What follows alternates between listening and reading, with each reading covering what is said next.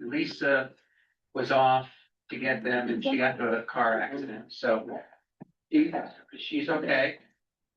Her car was totaled, but we thank, Chris and Rick for going to get bagels still.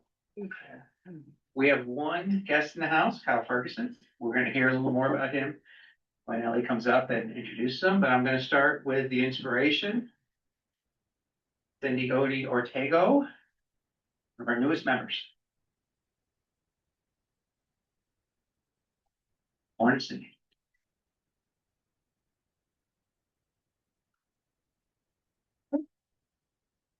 This is more or less a biography, very short biography of someone that I found very inspirational.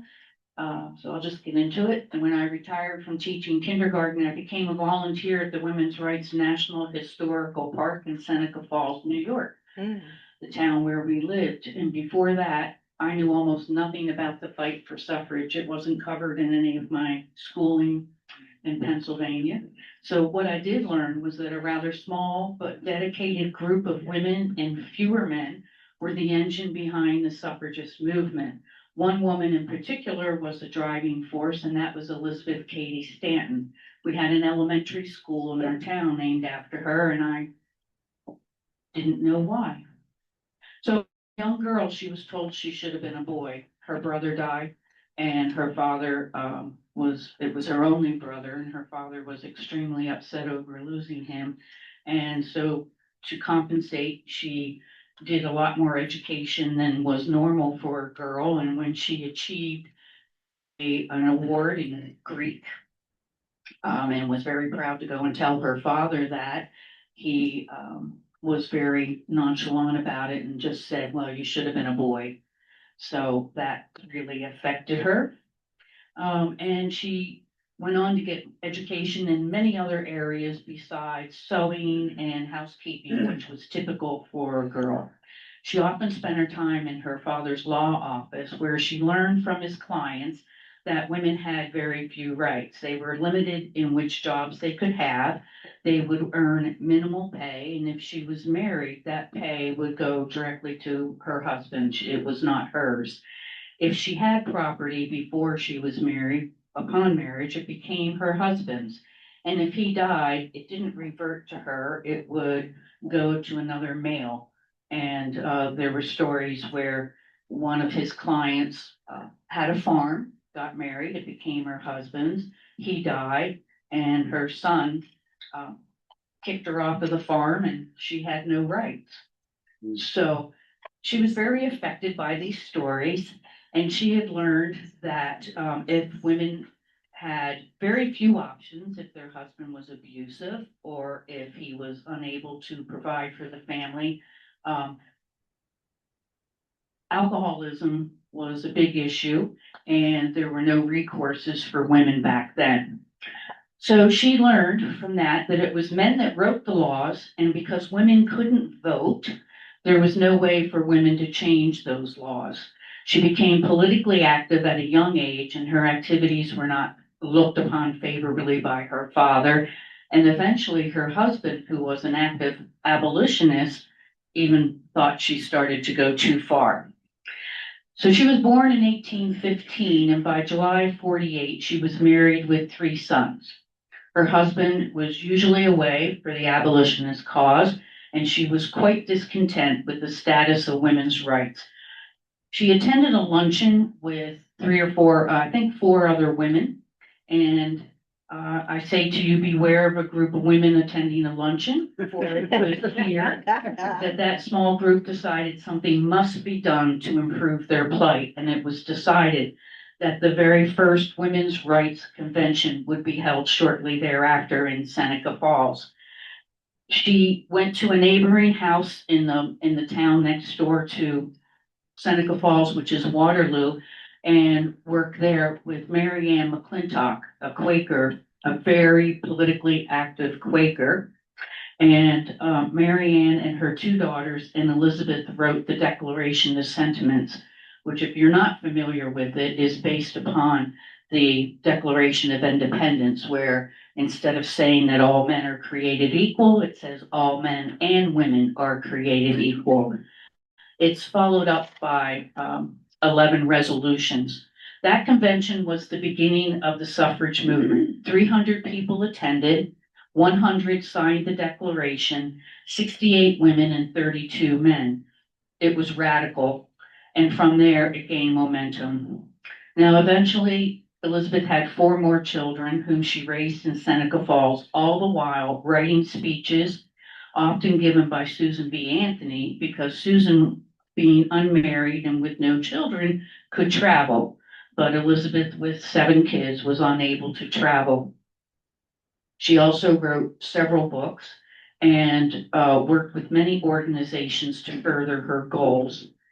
She and Anthony founded Women's State Temperance Society, organized the Women's Loyal National League to gain support for the 13th Amendment to abolish slavery, helped form the American Equal Rights Association to promote universal suffrage for men and women, black and white, and the National Women's Suffrage Association in 1869. She was 75 when she was elected to be president of that association. 10 days before her death, at the age of 87, she wrote to President Theodore Roosevelt, encouraging him to support women's suffrage legislation in his next congressional message. And on the day before her death, she wrote to his wife, urging her to enlist her husband's support. It would be 18 more years before the 19th Amendment would be passed, but she saw a need for change and worked tirelessly to achieve it. Her perseverance and dedication throughout her life to support her beliefs in many causes are what inspire me. Thank you.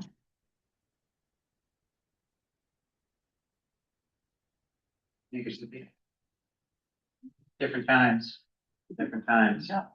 I'm not very. Different, I know, but. Yeah. So. Sally, come on up.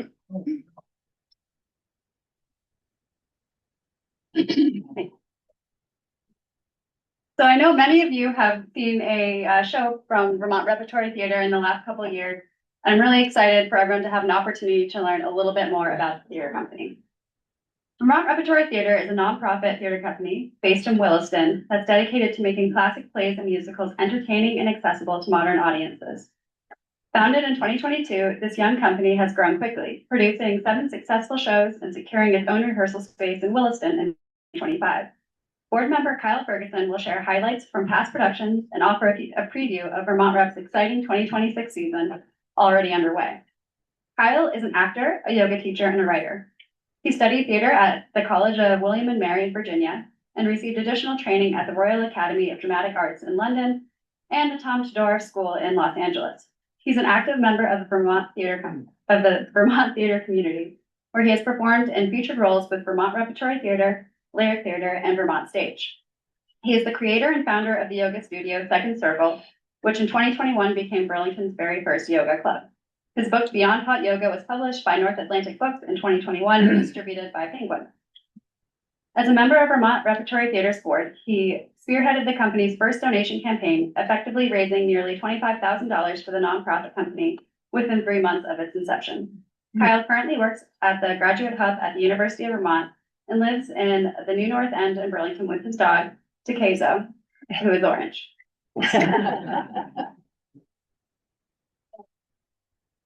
Microphones, okay. Good morning, everybody.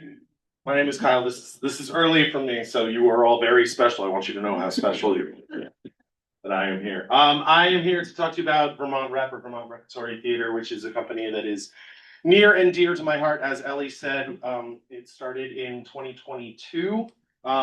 Just for reference, I am an actor. If you could go to the next one, Kyle, I can prove it. That's me. That's Caliban in The Tempest, where I dress up as a monster. So things get a little weird with what we do. Vermont Rep was founded in 2022 by Connor Kendall and Michael Fiddler. So the next slide should be Connor, I believe. Nope, that's just look how amazing we are. Next one, please. So this is Connor Kendall. He is a young actor who is very ambitious and had a big dream. And this was essentially his idea. He and Mike sat down and had coffee and wanted to change the local theater community. Mike is the next slide. That's Michael Fiddler. He is one of our founders and the current artistic director, and he has directed all but one of our shows for Vermont Rep. I consider him, in my opinion, the best director around. And they sat down for coffee in 2022, and they decided that they wanted to do something different with regional theater. Essentially, there was one big company in town, perhaps you know of it, it's Lyric Theater Company, and we all think very fondly of Lyric Theater Company. I am an active member of their production selection committee, excuse me. But there was something missing in terms of creating theater around town, and that was, can we do classical, mature, adult theater? One of the sort of ways that Lyric and other places are hamstrung is in their selection of material. Big theaters have to do great big names for their shows. They have to do IP, they have to do family things. And if you want to do, say, Shakespeare, and you're not sort of like pushing the envelope in terms of modern theater, there were very few options in the Burlington area in particular in what you could do. And so Mike and Connor really wanted to create something that said we can do ambitious classical theater at the scale that this community can support, because this is a small area. So about 100 to 150 people per show instead of 1,500 to try to fill the Flynn Theater in Burlington. So that was their basic idea. We're going to do something that's a little bit more grown up and a little bit more ambitious in terms of themes and maturity. All right, so let's go forward. So the first thing that they did is they did a Shakespeare performance at Isham Family Farm. They did Comedy of Errors. So what you do if you're a theater company who's just starting up and you have no money is you find a friend who has a barn and say, can we play dress up in your barn? And hopefully they say yes. Helen Weston, who is a former board member and a dear friend of all of ours, said, yes, you can play dress up in our barn. The other thing that you do is you do plays that you don't have to secure the rights for, so you don't have to pay money. You can perform Shakespeare at any time for no money because it's just a script, no, it's not copywritten. So we did Comedy of Errors, and this is, that's my friend Aaliyah, that's one of our board members, Chris Zeiter. This is my friend Connor over here. And already you're seeing that this is very ambitious in terms of production quality. Mike Fiddler is an artistic director. He is formerly a lighting designer. He came to directing through the design side of theater. So design was very important for him in terms of constructing the way that Vermont Rep would present shows. Let's go forward. We got a couple more here. I wanted to put this here because already from the very first show, you are seeing that people are coming together. There's groups of people. This is one of my favorite things about community theater, but theater in general, is that you start to form these little families every time you put a show up together. Let's go forward. Okay, so this is the second production. This is The Tempest. And again, you're seeing that there's very ambitious production design. Again, we did Shakespeare because we didn't have to pay for any rights, but because we made a little bit of money on Comedy of Errors, we could rent out Main Street, the Main Street Landing Theater, the black box down there. It's about the same size as Isham. You get about 120 seats in there. So you do 5 or 6 performances and you're selling fewer tickets than perhaps one Lyric production at the Flynn, but you can sell it out. And in this case, as in Comedy of Errors, The Tempest sold out every single seat. Cool, let's go to the next one. That's just, I think that's a cool picture. That's my friend Mark. Yeah. And what we're seeing here is these are projector screens. So you mount a projector and then you project something onto it. It's a little less available in this picture. But you don't have to build a big complicated set if you have interesting artistic ideas. We were doing a shipwreck. And how do you do a shipwreck in The Tempest? Well, let's just project something back there. We'll hang just one steering wheel. That's not the term for a boat, but I don't boat. And then you just wave cloth in front with interesting lighting. And this scene was kinetic in performance. is up there pretending that the wind is hitting him. So when you have intelligent design combined with committed performance, you can start to construct really amazing things on kind of a shoestring budget. Can you go forward? I just think this is an awesome picture. So already again, we're seeing really ambitious production design. And this is important in places like the black box because the audience is close, right? So if you're in the fling, you might not put jewels on Athena's face, right? But if you're standing at this distance, these kinds of details start to really pop. Okay, go forward, please. That's just my friend Noel. I like putting his face like that in front of other people. Next one, please. And that's me. I just like this picture.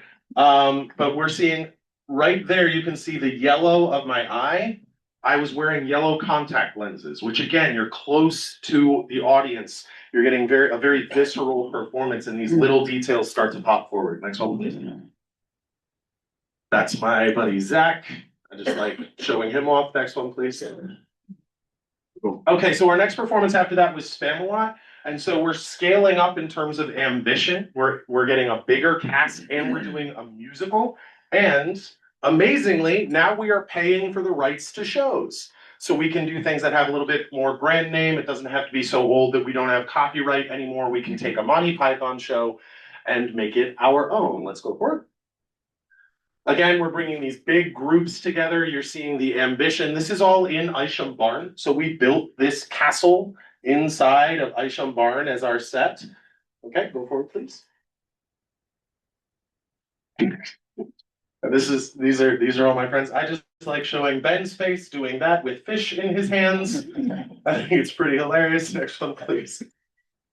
Yeah, so this is Pete and Jaden. These are two of my friends as well. And so Spamalot was, again, a sellout. And we're starting to see a theme here, which is that if you're doing relatively adult theater, and you're doing it for about 150 people per show, even if you're doing 7 or 8 shows, you're starting to sell out. And it's this amazing thing, which is that the audiences feel the energy of that room. You know, if you have 600 people in the fling, which seats 1,500, it feels like you have 4 people there.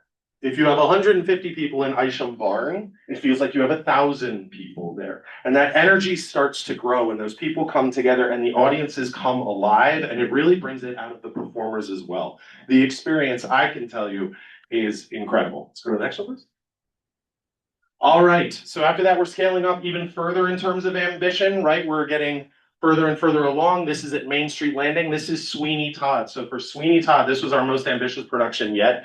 We had an 11-piece orchestra. And again, we built this entire set, which you can't really see the whole thing, but we have platform stages and we have this proscenium entrance. And all of that was built inside of a room that's about this size. And the cast is probably, I think it was 13 people. And if any of you know Stephen Sondheim's music, it is incredibly difficult. We sort of had a coup where we got Ashley O'Brien, who was one of the premier music directors, to agree to work with us on this show, which is a good opportunity for me to, touch on. This is all volunteer. Everybody who is doing this, nobody's getting paid. All of the actors are volunteers, all of the music directors. The orchestra was paid. You have to pay orchestras. I don't know that's all about. No, I'm kidding. You have to pay orchestras, but everything else. So our lighting designers, our set designers, our costume designers, our actors, our directors, the people who built this stage and spent hours with drills, just drilling wood together, did it all as a volunteer project. So you're starting to sense that this is something that really brings people together that they care about, that they're committed to. Let's go to the next one, please. I just like showing my friends making those faces. And we did commedia masks for the chorus. So I don't know if you're familiar with commedia dell'arte, but it's a performance style that originated in Italy maybe 300 years ago. Anyways, Mike had this idea that let's bring commedia in and communicate the story through this very physical, very overt sort of style. All right, let's go forward. More commedia. This is Chloe. That's actually Mike's wife, and that's me right there. I'm very scared. And you may notice I have a habit or a history with Vermont Rep of developing very strange facial hair. This is not my face. This is not how I want to look this morning, but this is for the next show. All right, let's go forward. Yeah, so just more showing a little bit of the scope and the scale of these shows. Everybody's got this sort of white makeup that reads very well in small rooms. And if you pay attention, there's distinct costuming styles, which is something that I'll touch on a little bit more. Next one, please. Yeah, so this is Sweeney Todd's version of the group shot. If you remember, the first group shot in the beginning was a bunch of people smiling together. This is Sweeney Todd's version of that. Next one, please. Okay, this brings us to the miser, and I want to return to the costuming thing here because it's very important to me to mention Lynn Feinson, who is our costuming designer. I consider her our secret weapon. When you think about theater, you may not often think about costumes. You may think about, directors or actors or set designers. Costuming builds the world in an incredible way. And as an actor, there's an amazing moment where you put on your costume for the first time and the character comes forward.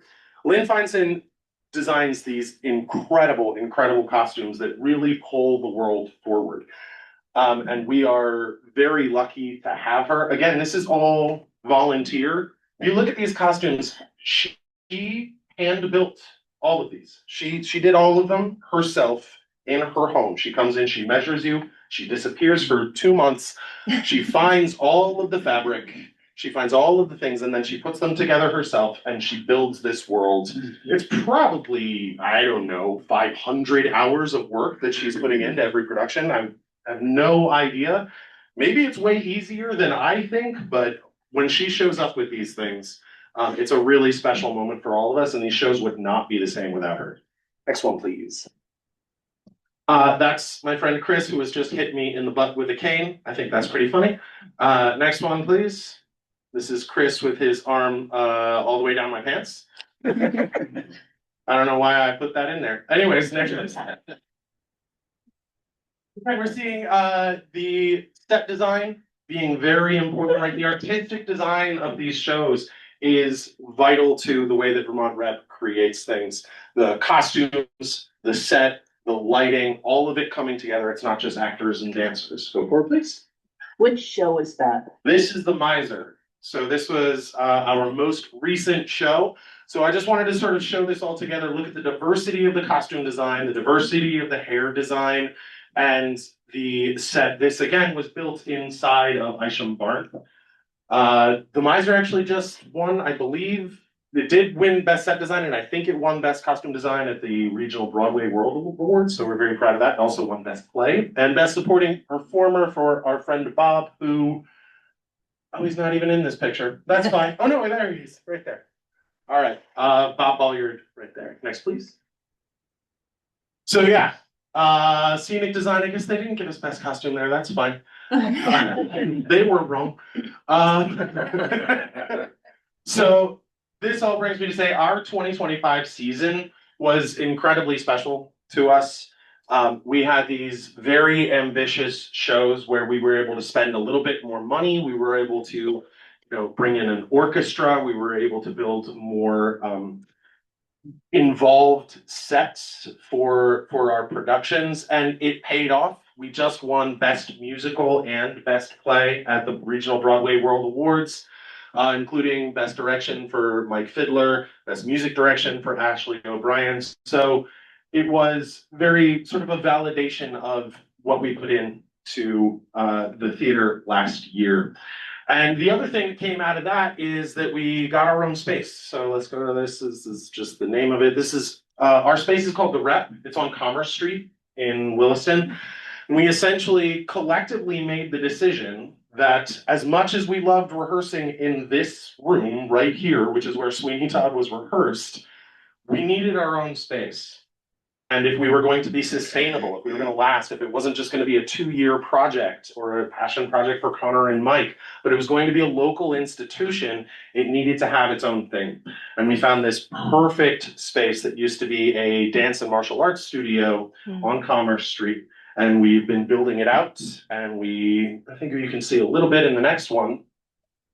So This floor used to be just sort of weird martial arts flooring. And we put this new floor down, we painted the whole thing black, we hung these black curtains, we hung that chandelier. This is now our new rehearsal space. And this is a photo shoot that we just did for Uncle Vanya. The rep is essentially that space for us, our rehearsal space is essentially the symbol to us that we're here to stay and that we can really dig into this work for the foreseeable future. Forward, please. This is the one act, so that's my buddy Ian, Steve, and Kelly Kendall.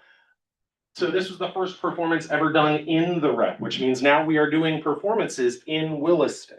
We can have about 65 people in our space. The next one, please. These are just more one act shots. These are my friends being silly, playing dress up. Amazing. Next one, please. So now we're back to our main stage. Our next main stage show is Uncle Vanya. So I don't know if any of you know Anton Chekhov. We can go to the next slide. Great big title card right there, and we can go to the next one. That's fine. So Uncle Vanya is one of the great Russian plays. Anton Chekhov is sort of considered the Russian Shakespeare. And this is a sort of timeless story of a family falling apart as the world changes around them. It is incredibly heartbreaking and also incredibly funny. And getting to rehearse it in our space has meant that we don't have to bring all of our sets and props in and spend lots of energy building a rehearsal space and then taking it down at the end of the night. And as an actor, when you can just walk in and say, okay, now we go, and then you walk out at the end of the night and all of your props are right where you left them, there's a sense of familiarity and drive that arrives from this. The other thing that's really amazing about Uncle Vanya is we have a lot of newcomers. We are growing our community. You may have noticed in the previous slides, a lot of the people were repeated. A lot of the actors were repeated. It's a repertory company. We use the same people. This is Jesse Cooper. This is our Uncle Vanya. It's his first time working with the company. That is Tekla Stark. It's her first time. That is Brittany Malik. It's her first time. That is Chris Zeiter. It is not his first time. He's one of our board members. I don't know who that guy is. He's got a weird mustache. I don't like him. Next, please. And so I just put these in because we're really moving quality forward, right? We're trying to get closer and closer every production to high-level professional stuff. Again, everybody's still a volunteer. We can go forward through these a couple more. That's Tekla. And we're just sort of trying to take this further every single time. Uncle Vanya is a very, very challenging play.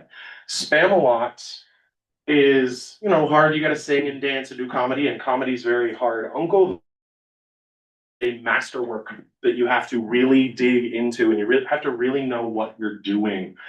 So we can go forward here, just showing a few more. That's Brittany right there, and then the next one is me and Chris.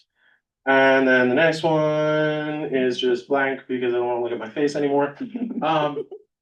So the whole message here is that this is a company of volunteers that has a history in theater, right? There aren't very many high-level theater careers available to the local residents of Vermont, but there are a lot of very talented, very committed artists that consider theater their passion and want to give it to this community.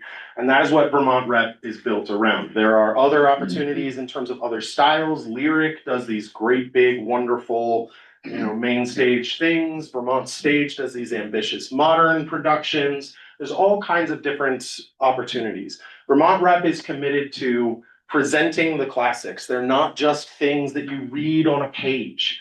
Right? They're not things that live on your bookshelf. Shakespeare is written to be performed. Uncle Vanya is written to be performed. That's when it really comes to life.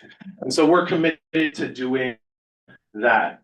There are brilliant artists in this town who are doing other things, right? They're in marketing, or they're working at the Flynn, or they're a vet tech, but they still want to do their art. And Vermont Rep is giving an opportunity to artists to do that, and those artists are then showing up and dedicating dozens of hours to creating these shows. So thank you very much. If you are interested in being a supporter of Vermont Repertory Theatre, please talk to Ellie. She's in charge of that.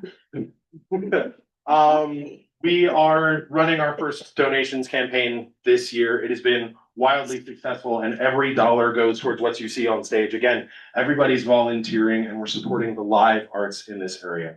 Thank you so much. I'll give you a microphone, so.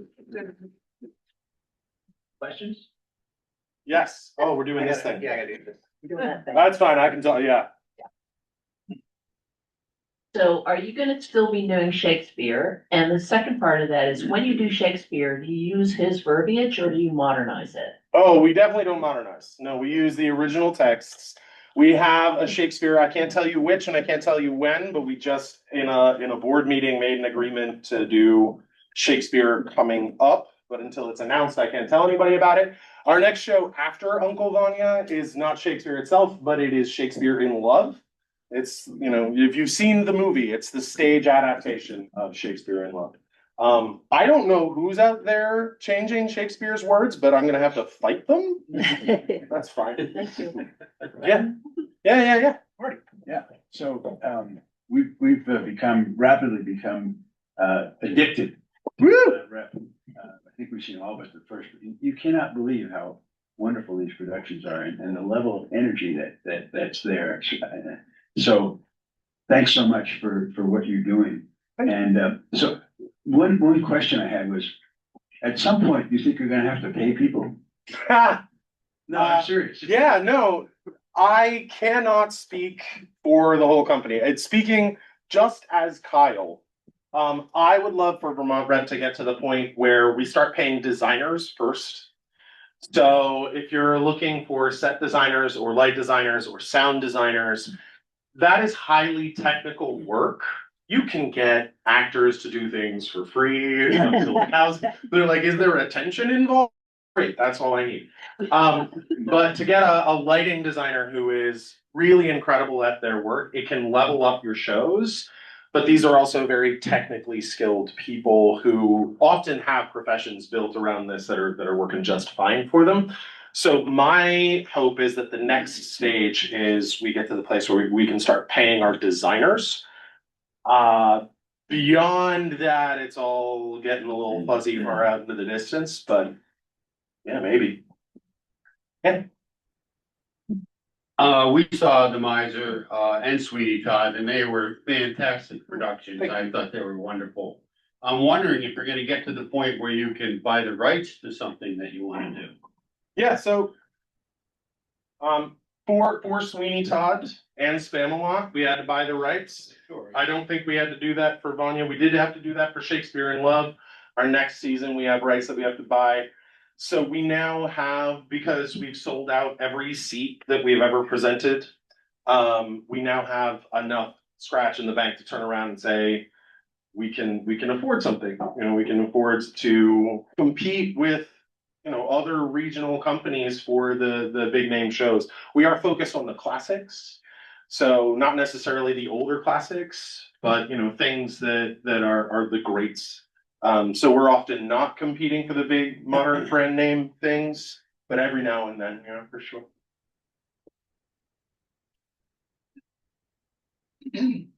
Not gonna spray any blood on Ellie, it. come on up. Not gonna spray any blood on myself. Okay. And those were just stunning, there was a stunning presentation. You could see the. We've got you good could see- photographers, You could see the artwork in it. Here you go, sorry, yes, that one. Thank you so much for speaking to Rotary today. Sure. As a thank you, we'll make a donation in your name to the Wilson Central School mentoring program. And then your last task is to pick a ticket and read the last 3 numbers. It's terrifying. Feel responsible for something. 505. Yes. Nailed it. First try. Good job. You'll be invited back. Thank you. Thank you.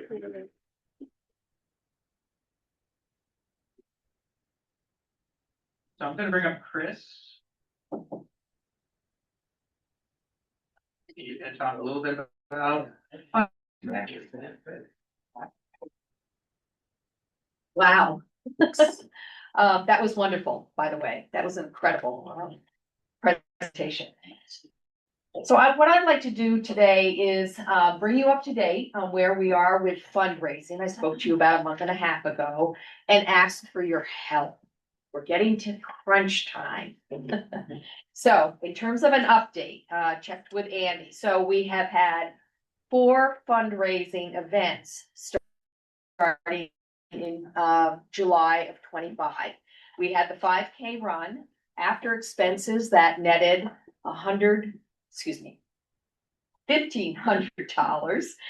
We had the craft show, the expenses were absorbed, I believe, by people that put the craft show on, and we netted, these are rounded numbers, probably $8.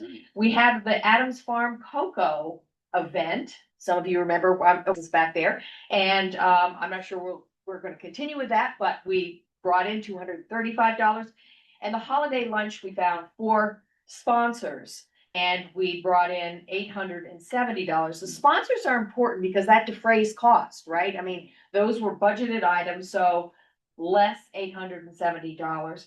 And we have the Bill's Gift Story Slam coming up in March, and these 2 years we netted $3,500, $3,500. So not counting Bill's Gift Story Slam, because we don't know what that's going to generate in terms of funds after expenses. We have, with those events alone, we have $6,633 raised from those fundraising events. We've also had a number of individual donations that don't often get mentioned. And so for those of you who made your donation the first part of this year, so you could include that on your taxes, we had, between members and friends, we've raised $4,700 so far. And we had 1 business that gave $500. We also look at in-kind donations, because again, that defrays expenses, right? It's less money we have to spend out of our operating budget. And we had a in-kind gift of $600. So if you add all that up to date, we have $12,433 in fundraising. We still have a lot of work. So we have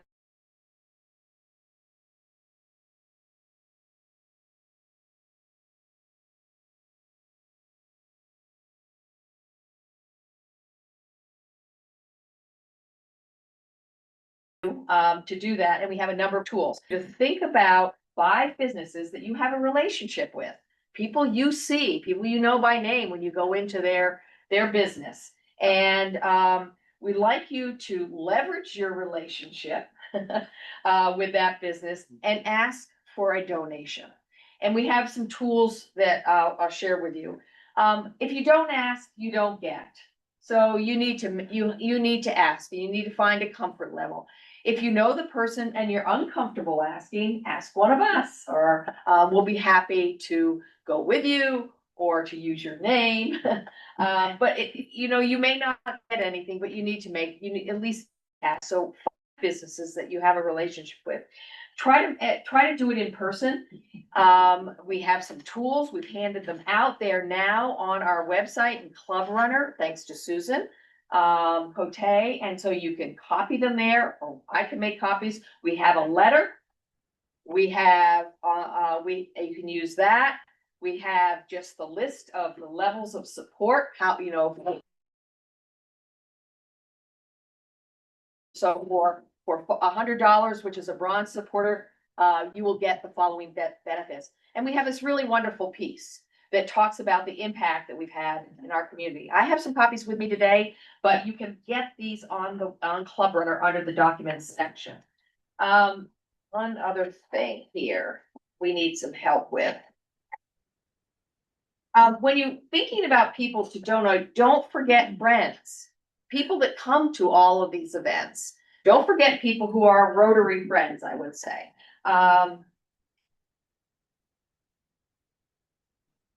And importantly, I mentioned at the beginning, we had individual club members who have already made their contribution to the club.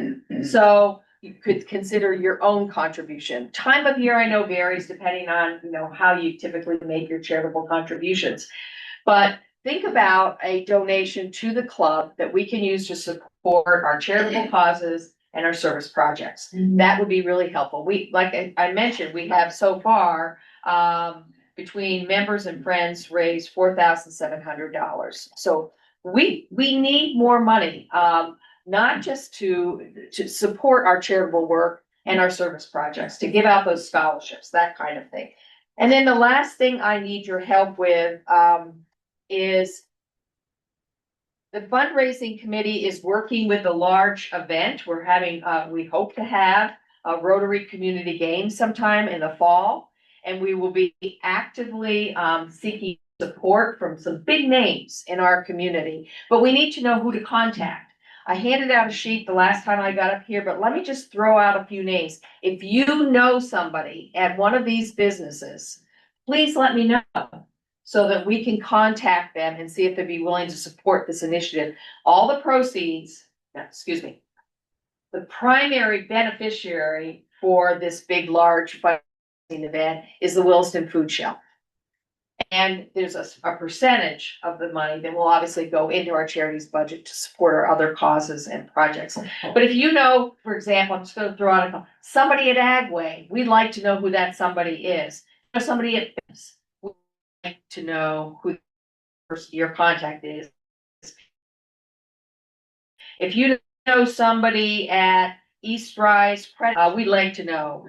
FW Webb, I'm just kind of going through Global Boundaries, LO Bean,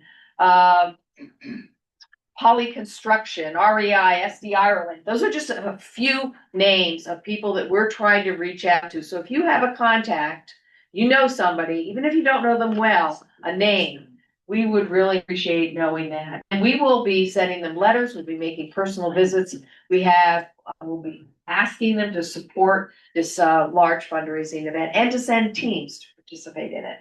I know we're running out of time, and one of our weekly fundraising things are sad and happy.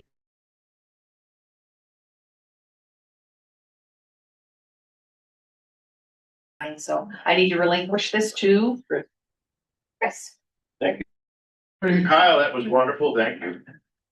Appreciate that. Let's see, we'll start down here. Kevin? All right, $1 for our speaker. That was amazing. And I look forward to seeing a production. And I turned 50 last week, so $5. My doctor said I'm healthy somehow. Yay. Thank you. Here we go. Nick? I've got $2 here for the speaker. I thought it was amazing. It was good theater, just watching you do that. And that's in